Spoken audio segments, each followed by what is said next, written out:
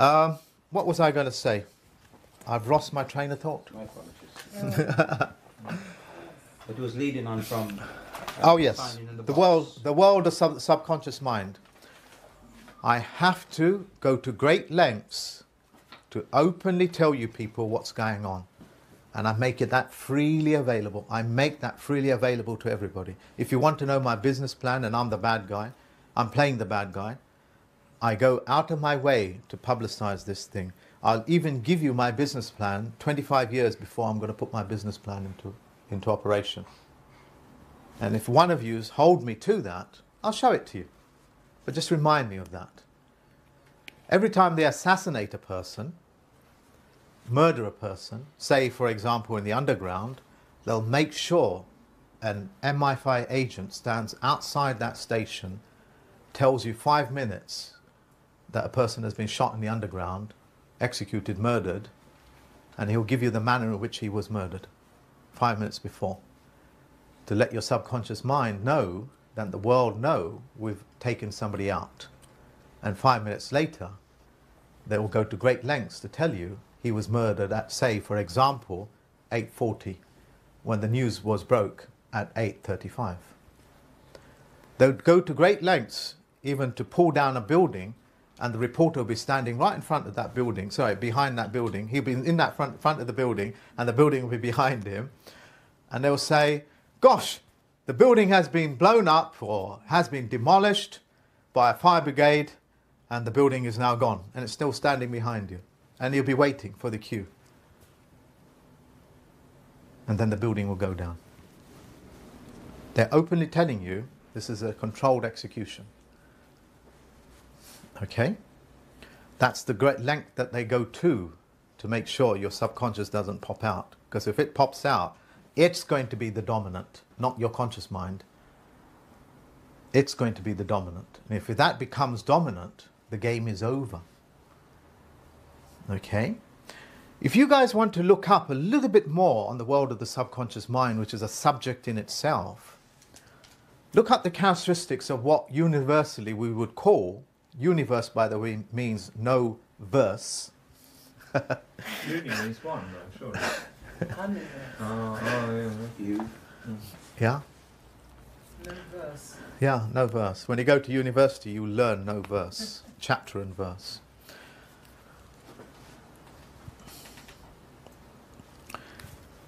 So they go to great lengths to publicize these things, and it's on the internet all the time. You have parallel agencies.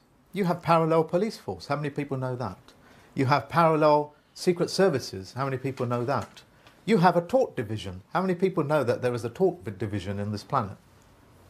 When you get raped, I don't go to the police officers, I go to the tort division. When I want a fact, I don't go and ask the World Health Organization. I'll go to the the Bureau of Weights and Measures and get my fact. If I want to know the toxicity of a particular chemical, I won't ask the pharmaceutical industry. I'll go to the poison index. These agencies are all existing parallel with each other. When Mr. Osama bin Laden, who I can't find any record of, by the way, of his existence even, when he was #1 terrorist of the world, the FBI said there's no evidence for it, so we're not going to put it on there. But the CIA had it on their website. Why didn't the FBI put it in? You phoned them up. Well, give us some evidence. Of what? Of the horrors that he performed? No, give us some evidence. Of what? Even of his existence. Yeah? That's the lengths that they go to tell you the facts. And when they tell the lie, then they get caught out very easily, because your subconscious is going to pop right out. It'll pop right out.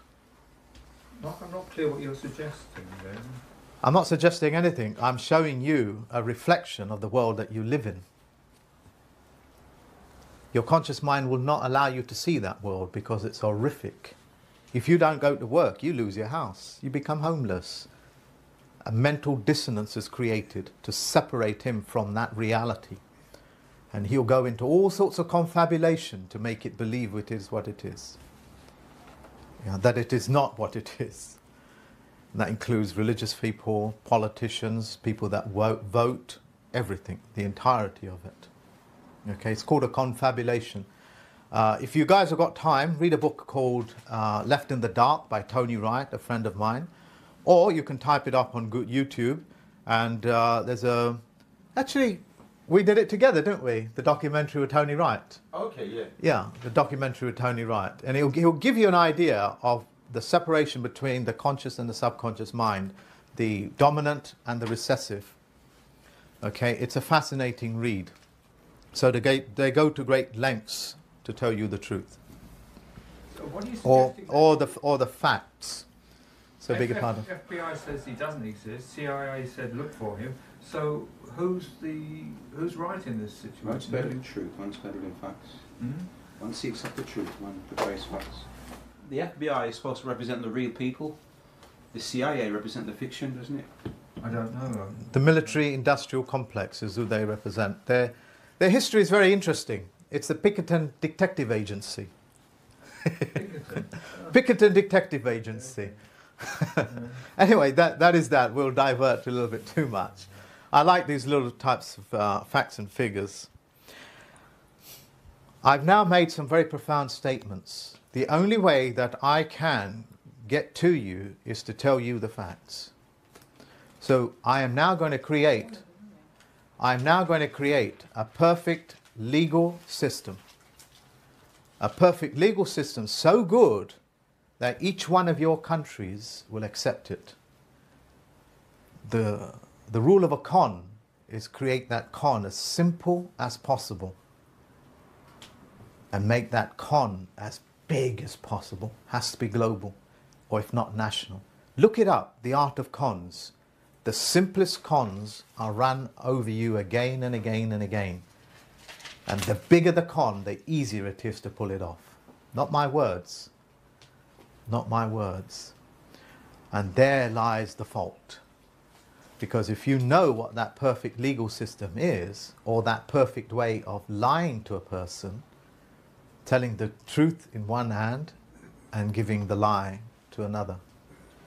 Yeah, if you work that out, then you can address using that perfect legal system. Everybody here was under the assumption,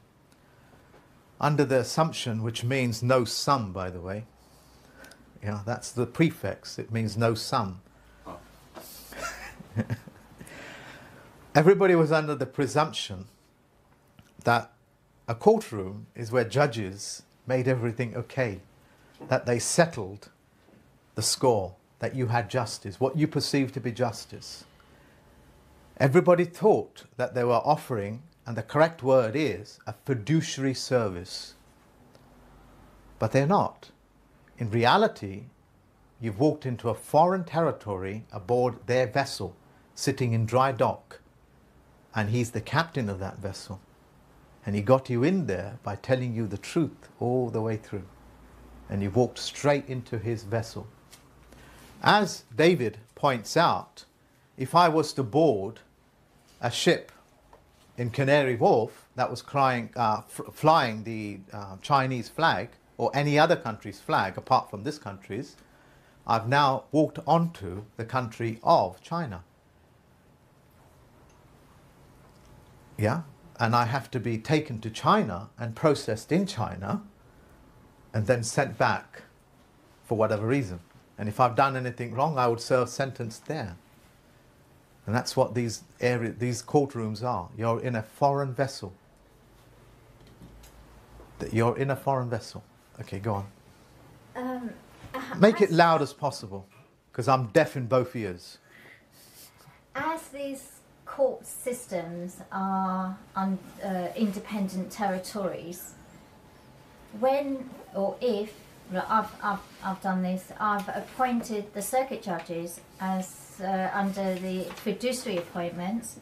So does that work or not? Because how you get it to work is taking possession of their bureaucracy and the language. If you're using words that have dualities in meaning, you've created interpretation, which means you're enacting the judge again, because it requires judgment and opinion to settle two meanings for one word. In reality, there's about 16 words per word, 16 meanings per word. Yeah. And if you was to analyze it further, it would probably be about 900. The greatest thing that I feel that Bill Clinton did for me, and I mean that sincerely, this is how most people are screwed up, because they only get to hear about the wickedness and the madness of sexuality and so on and so forth, is that it all depends, as he said, it all depends on your definition of is. Game is now over. He's about to tell you everything, so he cannot possibly be convicted for anything, because he's about to tell you the truth of how the word plays are played out in courtrooms. Does that make sense? Yeah? So, answering your question directly and indirectly, you have to access the perfect legal system that I created to be able to initiate what I am and what I do. That legal system was created for me to treaty with every other country to simply send letters to each other. Post office. With their system. The post office. Right. So let's come on to the world of the UPU. Now imagine he's a northerner, and we all know how different northerners are from southerners. We're a different race. We even live on different continents. I'm joking here, but let us imagine that he is on a different continent. I can easily send him poison pen letters because I've created a treaty with this country to saying the letter carrier, the postman, has the right to cross over to his country without any hindrance or stoppage to deliver this mail to his letterbox, and I have that in treaty. I can cross any border on this planet, cross any sea, any war zone. I'm completely immune. I have all the diplomatic rights that an ambassador or a judge would do. And I can freely walk into his country and deliver that letter to him. That's a powerful system that I created. A very powerful system. A system so powerful that anybody can take advantage of it by sending him poison pen letters, making false claims against him. Because of the power of the UPU, what they did is say, we'll create a perfect legal system between us, and we'll write that contract together to say that the post will never be used for eliciting money from him, writing poison pen letters, making fraudulent claims, eliciting money, extracting money. So in order to see that, what they did is that they created, under maritime law, because everything is in maritime law, independent little territories known as courtrooms, belonging to the UPU. And within that courtroom is a highly trained specialist in human affairs who's familiar with the UPU, or the use of post offices and post. And his job is, because I sent him a letter, or a different person in that country, to say that you owe me £1,000, and yet I have no evidence for it, which means I have to be punished now. To oversee that doesn't happen, they created a fiduciary service between him and me.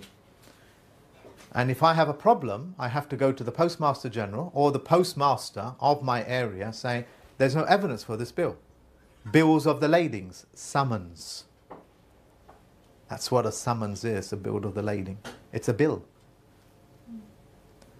And I have to take that to the fiduciary. If my postmaster doesn't deal with it, take it to the fiduciary. And there, I have to say, look, he's provided me no evidence. He lives in, I don't know, Birmingham, and it takes like 50 years to get here or something. Let's say 2-3 months. So he can't make that journey. So make your case on document. And since all paperwork is under maritime law, vessels They are vessels, documents, document, doc, yeah. EMT means mental, so he's put his thoughts onto that vessel, used the UPU system of transport and fiduciary service to deliver that. It automatically becomes under fiduciary service, the UPU jurisdiction. And now he has to put his claim in, and since there is no evidence, the fiduciary there between my country and his country has looked at it and said, look, you haven't produced any evidence. Can you withdraw this, please? Oh, sorry, this was sent by mistake. Yeah, but you can't do things like that. Can we, get some money out of this for this settlement, yeah? I think you owe me £1,000 for sending this letter. Okay, I admit it, sorry. It was a clerical mistake on my part, I admit it. Here's the £1,000. I'm happy, he's happy. And the fiduciary's happy because he gets his cut. And the cut is use of the postage stamp. You now have a near perfect legal system to transport justice, or what you perceive to be justice, on a global level. And since the summons that they sent to you was used by the post office, it comes under federal jurisdiction. If I interfered with the mail in Canada or the US, what have I just performed? Sorry? Federal crime. I can't hear you. A federal crime. I have committed a federal crime. If I send you a letter making false claims against you, what have I committed? A federal crime by using the post office. So it is they that have performed the crime. And guess what? You have their signed autograph backing that document. Now do you see where I'm going with it? But if they gave this thing, this mechanism, this bureaucratic mechanism to everybody else, then all of you are going to come out of the dead and into the world of the living, where you will get what is correct, not right, because right is a mathematical term. Which corner, right angle, which corner of the court are you going to fight? That's what that means, yeah. Right, it's a mathematical term. It means right angle. Which corner do you want? This one or that one? Sweetie, which one do you want? This one, that one? You claimed human rights, monsters' rights. So I'll give you this bit here, yeah? Well, the creditors are all... No, I'm going to give you this one here, whether you like it or not, because you're a monster, okay? And I'll speak to you as a monster, because you're a monster. And that's the corner I'm giving you. I'm not obliged to. Unless you initiate the fiduciary service. Look it up, what a monster means. Have you looked it up? Oh, by the way, random question. The reason why, when you was in Ireland, that I asked everybody, do you know what the pharmaceutical industry means? Do you know what pharmaceutical means? The reason why I asked that is because the lady, one of the ladies was there, was one of the foremost herbalists in her country. That lady with a little daughter, foremost herbalist. She didn't even know. And I had to remind everybody that they go to great lengths to tell you what they're really up to. Do you know what the legal definition is of pharmaceutical? To preserve? No, that's cancer. Oh. Cancer means to preserve. I mean, he's poisoner. Maker of poisons. That's what that means. Our next subject is going to be, how do you use the postal roads? How do you find closure, the word is closure, using the post office, federal law. By the way, this word closure is more important than we can imagine. It appears, unless we close and put a full stop into our sentences, the meaning of that sentence doesn't migrate into the subconscious where it can go about doing its business. Yeah? Whatever you do, you must create closure in what you do. If you're going to go for a run, put a full stop to it, rather than letting it run into your imagination, which Miller calls a dangling passable verb. It means it's just a philosophical thing running through your mind. And that's what they do. They create a dangling verb for you. Come and get it. And they'll move it around all the time. Yeah. So if you want the courtrooms to be non-vessels in dry dock as the captain of their vessels under maritime law, you have to initiate the fiduciary service that they were licensed to do under the UPU. Yeah? And that's done with the post office. And that's done with, sorry, I beg your pardon, that's done with postage stamps, because anything that goes through their system comes under their jurisdiction. But if you start speaking like a common law person, then common law jurisdiction is what you're going to get. If you start to claim to be a person, well, a person is what?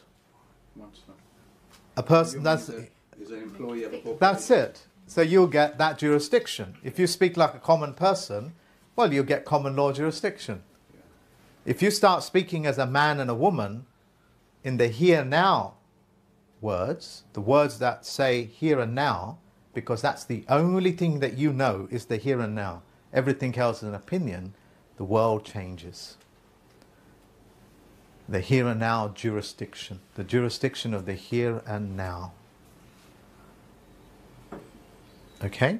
So we have the federal system as an address, as a redress, I know what it means, as an address to take our complaints to, because they've used post office, and we know the bureaucracy, which I'm going to teach to you in a few minutes, albeit after a break. I'll teach that to you, how to use those bureaucracies that are available, and I'll teach you how to reduce an opinionator, which is a judge, into a fiduciary, to remove him off the plane and remove all the boxes in a court. Those are 3 subjects that I'll teach you after the break. What is a fiduciary again? A fiduciary is a person that comes between, that wants to see the best of you and the best of me and settle the score in the most noble fashion, honour-bound, duty-bound. That's what a fiduciary is. Okay. Full stop. And is that without self-interest? Yeah, that's right. That's without self-interest, needless to say, because he's honour-bound, duty-bound.